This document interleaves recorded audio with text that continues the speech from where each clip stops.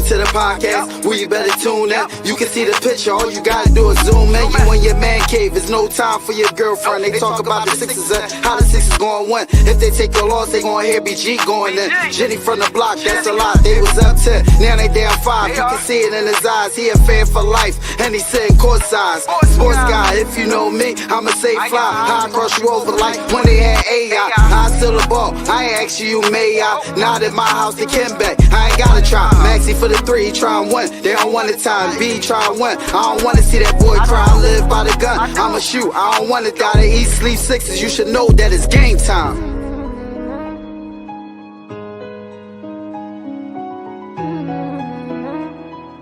Avanto, this shit wavy.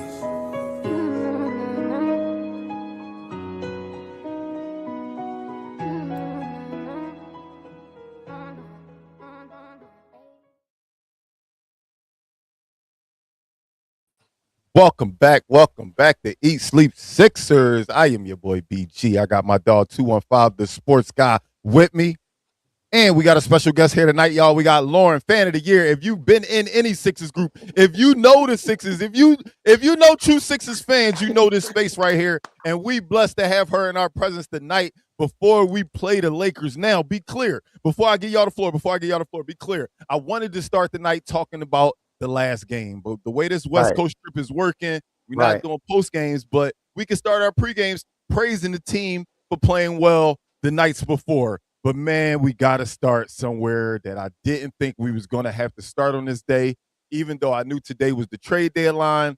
We knew something would happen. We knew Daryl Morey doesn't sit on his hands completely during this time of year. So we knew something was happening, but boy, was I shocked to see us send Jared McCain to the Oklahoma City Thunder. Yet another sharpshooter from the Sixers goes to the Oklahoma City Thunder for a first-round draft pick from Houston and 3 second-round picks. So great compensation.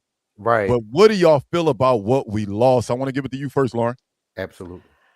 Well, I know he's been struggling this year, and I think with VJ playing so great in his rookie season, I think Jared McCain was probably just like as a backup, in case Maxey didn't, elevate his game, which he did. Same thing with VJ. So my thing is, I'm sad to see McCain go, but I think he will actually have a better opportunity, more playing time with OKC. Absolutely. And I'll echo that same sentiment. Everybody, kind of like he's a good to know, happy-go-lucky kid. Yes. It's hard not to like him. He played extraordinarily well last year. On this year, after getting hurt, he came back. We got a lottery pick at that other guard spot. And he's going to demand 35 to 40 minutes throughout his career. I didn't feel it was no sense to keep him around. Let him fly, like you said, Lawrence, somewhere else. And, I know BG hates this because we tend to ship out young talent and they go produce elsewhere, but the minutes was just not going to be here. He just could not be on the floor with Maxey at the same time for long periods of time. It's just not there. That's my opinion on it. That's my take. BG, you have the floor. I hate it. I told you for the last 2 months, please, I get it. The kid is struggling, but please, let's have some faith, man. We had patience with Furkan Korkmaz, and we ran out of patience for Jared McCain? Are you kidding me? So let's just say, I don't want this to happen, but let's just say we get a high draft pick next year, and the guy looks good, and he looks good when VJ not around. Oh, so we going to be all VJ that quick too? Come on, dog. This was a kid, man. This was a kid that had time to flourish, time to figure it out, and I don't like it. And especially when after it happened, I'm saying to myself, all right, let's see what we're going to do. Do free up stuff to see what's going to happen. And then the time happens and we don't get anything else. So basically we got rid of a lottery type talent to get a draft pick, to get some draft picks. What? We have a player already.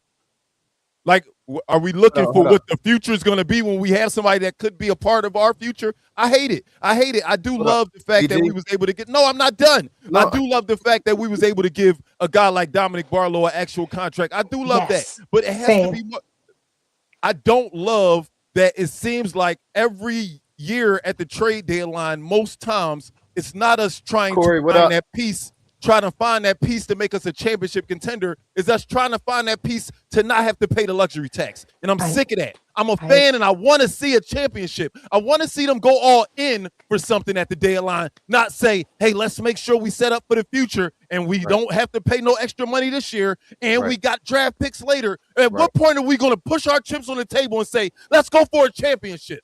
Yep. Yes. And listen, Yes. I agree with you 1,000%. I put in our own personal chat, I only agreed with the trade if a move was made. If it was a just reason why for this year. It didn't feel like the team is invested, the organization, the brass is invested in this year. You had Joel Embiid in a press conference, interview a few weeks ago, just came out clamoring for the brass to make a move. This is your top dog who's been riding with you all this time. And he's at his peak as best we ever seen him in years. So if you're not going to do it for him, who are you going to do it for? So I'm a little frustrated with that. But the compensation for that trade that they made, and I'm not mad at that. I'm not mad at that. We got draft picks again, y'all. We got draft picks again. Right. We've had those for years. We've done this we've done this. Right. We've had draft picks. With that, congratulations to Dominic Barlow, us being able to pay him. I'm happy for that. What he's been able to bring to this team. I don't want to bring just anger to that situation. I am happy for the kid. Come on, smile, man. You need to be happy. You know what hurt me the most though, Carl? Go ahead. When they asked Maxie what happened. He said, yeah, we was all on the bus. Like you could see he was visibly hurt. And they were all actually surprised that happened. Like, I get it as a business, but man, it felt like they would. You can ask Carl Lauren, you can ask Carl what I've been saying for the last month. He not saying, I'm gonna use the word bait, but this is not what he was doing. He was baiting me kind of into figuring out what piece do I want to add to this roster. And I kept saying, Carl, I don't know if I want anything. I don't know if I want to move anything. It looks like they happy together. Right. They're building something together and they like each other. Everybody's playing for each other. Let's see if we could do it with them. Right. And damn. Okay, now that made a decision and got rid of one of our young talents. Okay, now that BG and the TikTok community is done grieving, I'm sorry to see the kid go once again, but we on a win streak right now. Let's talk about that. Yes, this team is on fire. 5 games in a row. We haven't seen this in some time here in Philadelphia. 2 seasons. 2 seasons. So, Lauren, what do you like the most about this team, and what will be your key to victory for the night? I think the key for this team, what I'm seeing that's different, is the chemistry. These guys, I can tell they like each other. They're having fun out there. It's no pressure on one particular player. Like Embiid don't feel like he have to carry everyone in his back. Maxey don't need to feel like this. It is a shared load. Like they're playing together as a team. So I think that's what we need to keep doing moving forward. Just continue to build chemistry. And with Paul George being suspended, this is opportunity for the other guys to get out on the court and, play with the other guys. And I think that's going to help us out in the long run. Absolutely. That's a great way to look at BG. What would be your key to victory tonight versus these LA Lakers? Just continue what we're doing. Honestly, the way we've been playing lately, I actually like it. I don't like when the game close, but I like that. Right. Like Lauren said, like, don't nobody feel like they playing hero ball on this team right this second. We know that at any point Joel Embiid can, at any point Tyrese Maxey will, but they haven't been. So I'm going to just go with keep playing the way we playing, but with a little bit of switch in there. I need something out of BJ tonight, dog. Absolutely. Yeah. I need something out of BJ tonight, dog. Absolutely. I'm looking for that. My key to victory tonight, y'all, will be rebound that damn ball. Rebound the ball. And with that said, BG, we kind of falling off. We got excited. We got company in the house. Thank you, my brother. You always on time. You always on time. The starting lineup for tonight will be the starting lineup until PG comes back. I like it. I love it. Yeah, better defensive lineup. I feel to start the game. Long limbs, deflections. So I like it. I like it a lot. Yeah, you know how I felt about this lineup But with Paul George, when we were running this lineup early, Carl, what I feel about this, I like Dominic Barlow with the starters. Right, What right. the defense that he brings to them, the energy. He's an energy guy. Yes. We've been able to put guys who, all right, well, Maxi's a scorer. BJ could do a little bit of everything, and B do a little bit of everything. Paul George got this amazing bag. At the one point, Tobias was what he was. The PJ Tucker was, but we never had a guy that just was going to flat out bring the energy at all times in the starting lineup. When you think about it, Maxi, yes, we get it. He Right. never stops going. But a guy like Dominic Barlow brings that energy at the 4 position, which Yes. think about for like 7 years straight, we didn't have a power forward on his roster. Like Absolutely not. Absolutely not. we legit didn't have a power forward. So I love what I see out of Dominic Barlow, and I like seeing him in that starting line for sure. Same. Most definitely. Backup point guard. Somebody said backup point guard. Hey, the second I saw that Utah is going to buy out Lonzo Ball, I said, let's go get Lonzo. What y'all Absolutely. think about Lonzo? What y'all think about Lonzo? Real quick. Absolutely. You know, I've been talking about having a point guard with some size who could play defense. To Yes. be coming here, he's not asking to do too much. You don't got to do too much, bro. Just give us a good 12 to 14 solid minutes off the bench running the team. I think he'll be good here if they make that deal. I just don't know with this front office anymore. Sorry. Mark. Have you ever known with this front office? Nope. Have you ever known? Anything scare you about this Lakers team, Lauren? What do you think they give us any trouble tonight? And I mean, the obvious part that could probably scare a person is number 77 and number 23. But Right. what do you think? What scares you about this team, if anything? I think the only thing that scares me about tonight is the 5-game winning streak. And, you know, we are playing on the road. This would be our, you know, 3rd game on the road. So that's the only thing, maybe fatigue, you know, at this point, and even just the emotions of losing Jarrett McCain, you know. So I don't know. I think that might be the only thing, but I'm still banking on our Sixers pulling out a win tonight. Most definitely. Yeah, most definitely. you can get that. You can get that mixed emotion. You got guys who like, yo, let's go out here because we mad about losing McCain, and you got people that's gonna let this McCain loss bring them down for one game. So hopefully it's not the latter. Right. On the flip side, man, nobody knew or thought even when this season started that we'll be getting a 97, 95% Joel Embiid. Right. And now that we have that, you know, my outlook for this team is a little bit different when guys go down. I would be a little bit more worried if we had an inconsistent Joel Embiid and Paul George went out 25 games. Right. I think that this team is able to withstand that hit. My concern is after 25 games, will PG be able to get back in basketball rhythm?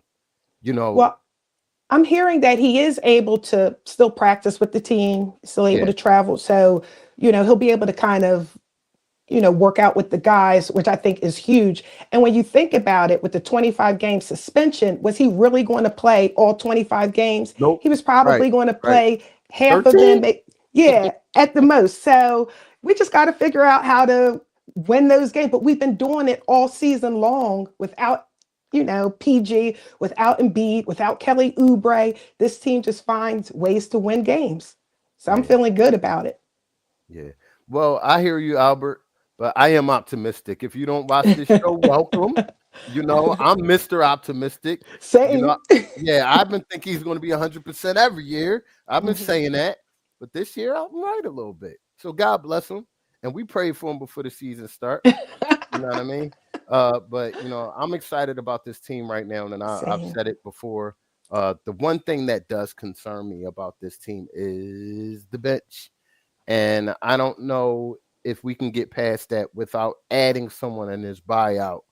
I don't think Grimes gives us enough consistently off that bench that we can count on. We need to be able to count on that bench to win games, to win some games. You know, championship teams, benches win games. Absolutely. Role players. You know what I mean?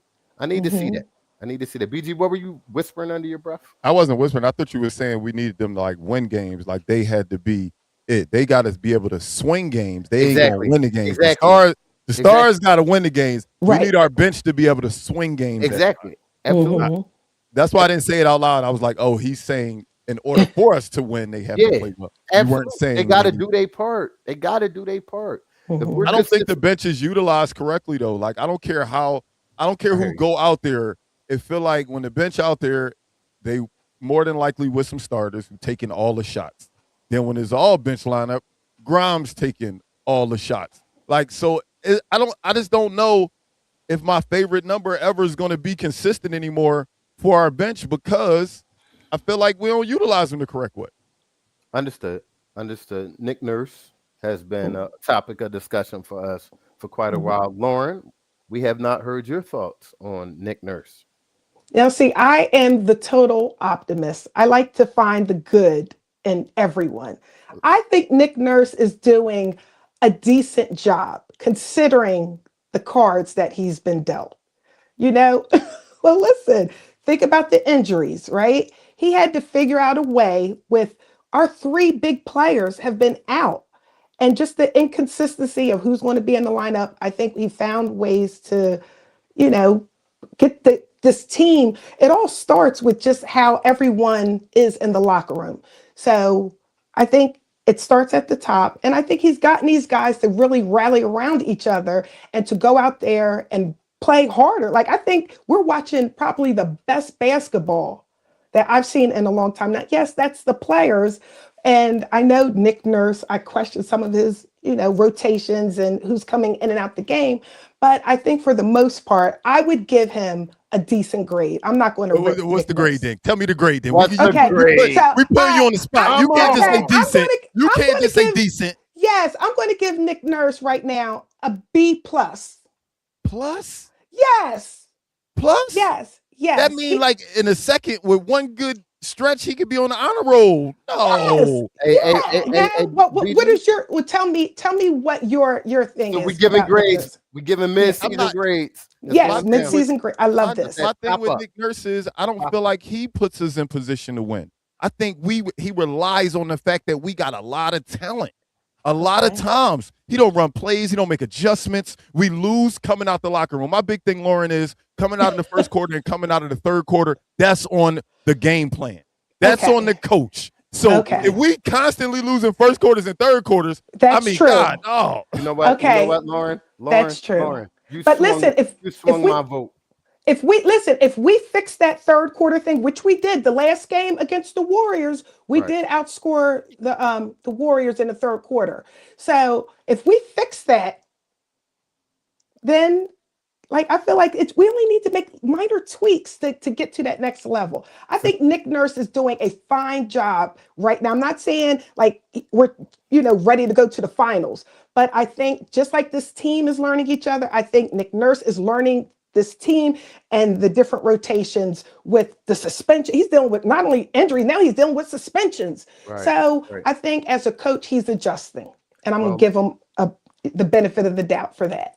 Well, Lauren, I'm going to put a cherry on top and say we finally found someone in America more optimistic than me. And I love that for you, Lauren. I love that. Hey, BG, let's go with the over and unders. And now, for BG's over and under. I think Lauren is judging because of last year. All of them issues he had to deal with last year. This year, he done had the majority of his situation looking good for the most part. You might be. For the most part. Y'all can hear me? It's going in and out a little bit. My bad. Go ahead. All right. Y'all ready for the over-under? Yes, sir. All right. Here we go. I got Quentin Grimes, man. It's time for you to step up in a big way. With us releasing McCain, you are the guy for our bench. So, number is 6.5 points for Quentin Grimes. I'm gonna take the over. I feel good about Grimes tonight. I think he'll have a good scoring game off the bench. How about you, Lauren? I feel like he needs to have a good game tonight. Whether or not he'll do it is a different thing. You know what? I'm rooting for the guy. Yes, I'm gonna go over.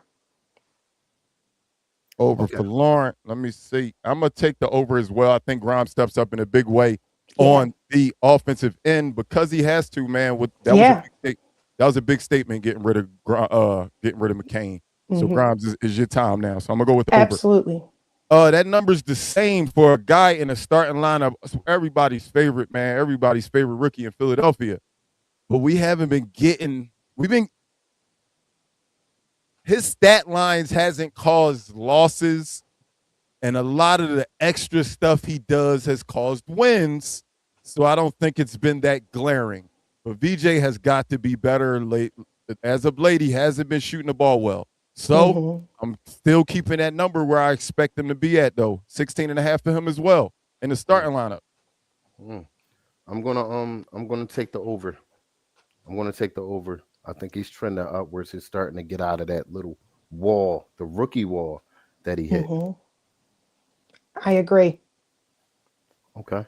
Taking the over for Lauren as well. Yes. I'm gonna take the over because I think these the type of games he want to play in. Like he gonna have times where he matched up against Luka. He gonna have times where he accidentally get matched up against LeBron.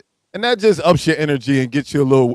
I don't care what y'all say, man. When you get to play against them type of superstars, it makes you want to play a little harder. So I was leaning under, and now I think I want to go over. Just thinking about the matchup, so I'm gonna go with the over. Up next, I got Dominic Barlow, man. And the thing is, I'm not going with points. I know everybody's been enamored with his points. Everybody's been enamored with that. But I like how he's rebounding the ball. I like how he's defending. I like how he's rebounding the ball. So with him being that starting power forward, and I don't really expect or get double-figure rebounds out of Embiid most nights. Right. Yes, he's capable, but we don't get it out of him most nights. Do we get those double figures from Barlow tonight with 9.5 rebounds? Do we dare all take 3 overs? I'll take the over. Dang. Come on, Lauren. I'm going to be optimistic and say yes. I'll take the over also. Hey, Steven said 15 rebounds for Dominic Barlow. Yeah. So why not? I was going to go under, y'all. He got that money. That's money. True. He got that money. The way Barlow has been playing as of late, such a much controlled version of Paul Reed, a better version of Paul Reed. He does those things without being weird like Paul Reed. I like him to get it tonight. You know what? He's trolling me because Paul Reed is one of my favorite Sixers all time. But he more so gives me Matisse Thybulle, and he can shoot. He can shoot a little bit better than Matisse could. Just a smidge. He's working on that. I'm glad you added that comma. Better than Matisse. It's like every time he shoot a jumper, I'll be mad. It go in. I'm not saying you can't shoot. It's just something about him shooting jumpers I don't like. But I like Barlow. I like Barlow a lot. Most definitely. I do too. Most definitely. No more over and unders, BJ. No, that's it. I only got 3 for you tonight. Only 3 for you tonight. So Lauren, this is the segment of the show. We like to go bold. We go crazy. We go stupid. We pick out a crazy stat that a player is going to get, and I'm just going to go crazy over the top. Go ahead. Okay. Before you go, I like to do this with the new guests. Whenever we have guests, I like to go straight to Google and Google the word bold. I don't want you coming up here telling me my bold prediction is Maxey going to have 25 points. So I'm going to read the definition of bold so you know the level you go to. You're going to have examples. This is good, BJ. This is go crazy. Carl's going to go crazy with his. I'm going to go mid with mine. So I need you to match the energy. So bold refers to being confident, courageous, and willing to take a risk. Often described as fearless behavior, clear, thick, visual, textual, stylistic choices. So I need you to make a daring, risky choice for your bold prediction. And I'm going to give you some time. I'm going to let Carl go first and give his bold prediction for tonight. Tyrese Maxey, I haven't really seen you go off in a minute. So I feel like tonight you're going to have 50 points, 10 assists on the nose. 50 points, 10 assists. How about you, BJ? Oh, man, you stole my number, but you did not steal my player. So I'm going to switch my number and say Joel Embiid under the bright lights of La La Land has a 40, 10, and 10 triple-double. Not going to say the 10s are going to be exact. I'm just saying he's going to have a 40-point triple-double tonight. Yes, you heard it here first. Book I it. like the sound of that. Lauren, last but not least.